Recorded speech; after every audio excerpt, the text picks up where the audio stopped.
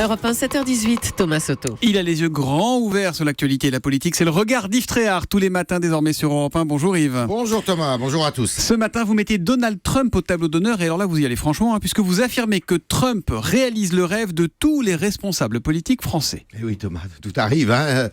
Ils n'ont pas arrêté de le critiquer, de le ridiculiser, de le vilipender, le nouveau président américain, qui n'est même pas encore installé à la Maison-Blanche, ça sera dans 10 jours. Le 20 janvier. Ce milliardaire populiste et infréquentable à leurs yeux, eh bien depuis 48 heures, c'est tout juste s'ils ne sont pas prêts à lui tresser des lauriers, les Mélenchon, Hamon, Montebourg et tous les autres, de droite comme de gauche, partout, lutter contre la désindustrialisation et les délocalisations, défendre le patriotisme économique.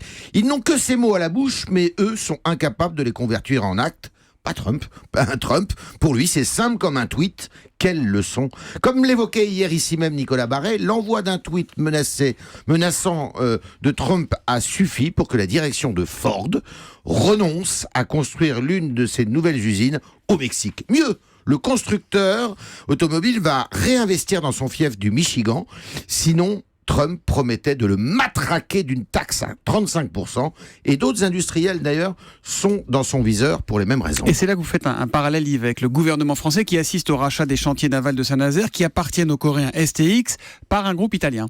Oui, avec force précaution, le gouvernement se dit vigilant, alors que tout le monde redoute, et les 2600 salariés en tête, que ce rachat soit synonyme de délocalisation. Car le groupe italien qui doit le racheter est présent dans le monde entier, notamment en Chine.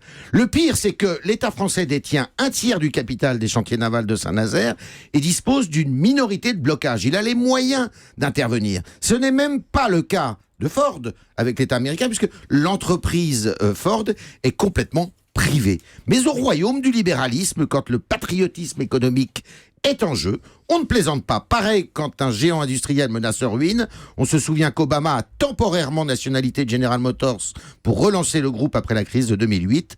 Comparaison n'est pas raison, mais en France, la mentalité est tout autre. Quand l'État intervient, c'est plutôt pour des raisons électorales. Souvenez-vous d'Alstom il n'y a pas longtemps à Belfort, ou pour des motifs idéologiques. L'État français est donc un très très mauvais chef d'entreprise. Petite nuance, il avait quand même contribué à sauver Peugeot il y a 2-3 ans en rentrant dans le capital. Certes, n'est-ce pas mon cher Oui, c'est Yves. L'exception qui confirme la règle. Mon cher Thomas. La désindustrialisation qui sera pourtant au cœur de la campagne électorale en France, ça c'est sûr. Oui, parce qu'en 25 ans, la France a perdu 1,5 million d'emplois industriels et que la France est désormais un des pays les moins industrialisés des économies développées, selon l'OCDE. Désindustrialisation, délocalisation, sans oublier les emplois détachés qui représentent une concurrence déloyale dans le secteur des services, vont hanter la prochaine élection et déchaîner la colère et le vote de nombreux électeurs.